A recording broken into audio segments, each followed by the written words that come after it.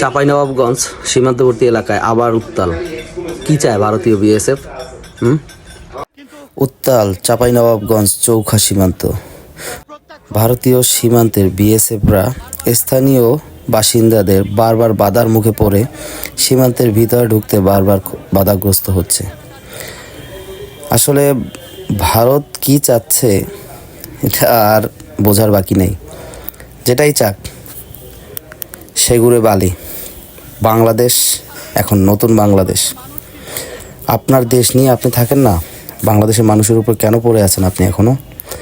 বাংলাদেশের মানুষকে সুখে শান্তিতে থাকতে দিন, তাদের সুখ শান্তি নষ্ট করিয়েন না। তারা বারবার গায়ে ঠেলে ঝগড়া করার চেষ্টা করছে। তারা চাচ্ছে বাংলাদেশ যেন তাদের সাথে বিবাদে বাঁধুক। আসলে বাংলাদেশের যতটুকু দরকার বাংলাদেশ ততটুকুই নিবে, তাতে তো আপনাদের কোনো বাধা দেওয়ার কিছু দেখছি না। এই চৌখা সীমান্তে কিছুদিন আগেই বিজিবি এবং বিএসএফের ভিতরে মোটামুটি ভালোই একটা দ্বন্দ্ব হয়েছিল এবং পাল্টাপাল্টি হয়েছিল। তারপর আবার একই জায়গায় বারবার কেন? ওই এলাকার মানুষজন বাংলাদেশ বর্ডার গার্ড বিজিবির সাথে ঢাল হিসেবে সবসময় সাথে ছিল এবং সাথে আছে আর থাকবেও। কারণ বাংলাদেশটা আমাদের দেশ। আমাদের দেশ রক্ষা করতে আমাদের যা করণীয় আমরা তাই করব। তাতে যদি আমাদের জীবন দিতে হয় জীবনও দিব। বাংলাদেশ নিয়ে চিনিমিনি খেলা আর চলবে না।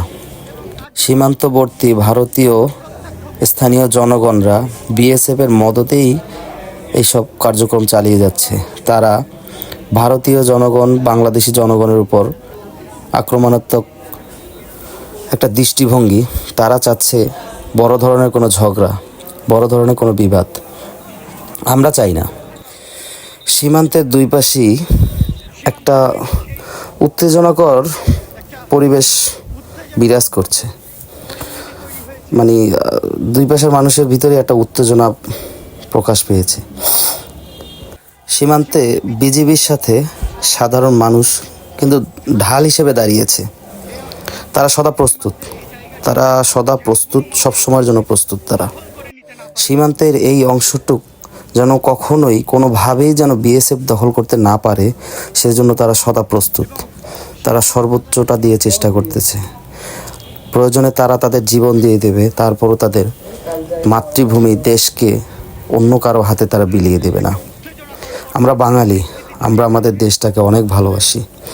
আমরা আমাদের জীবন দিয়ে আমাদের দেশটাকে রক্ষা করব। অতীতেও করেছি, বর্তমানেও করছি, ভবিষ্যতেও করব। বাংলাদেশ আমার তোমার। তাই বাংলাদেশের মাটিতে অন্য কাউকে বিরাজ করতে দেব না। বাংলাদেশ বাংলাদেশেরই থাকবে।